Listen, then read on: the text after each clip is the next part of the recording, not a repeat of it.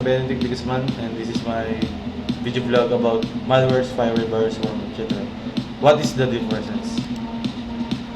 Many PC users consider malware, viruses, spyware, hardware worms, trojans, etc. as the same thing, while all these infection worm our computers. They are not the same. They are all types of malicious software that each behave differently. Deliver infection methods. We have 4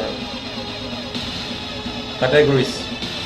First is a virus. It's a term that used to be generic any bad software used to be virus.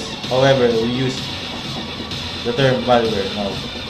Second is worm. A worm is another kind of self-replicating program, but generally doesn't hook itself onto a Windows process. Trojans, software that you thought was going to be thing, but turns out of the something bad.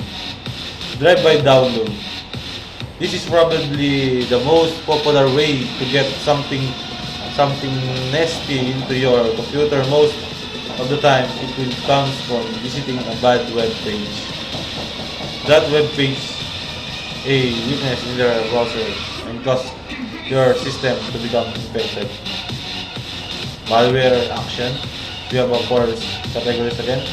Hardware, not truly malware and almost never delivered using of the methods above.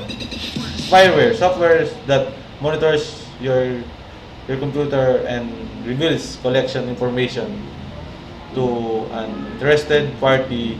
This can be begin when the tracks what web page you visit. Okay. Ransomware, lately a very popular way for the internet criminals to make money. Scareware, software that appears to be something legit. Usually, that's all. Thank you.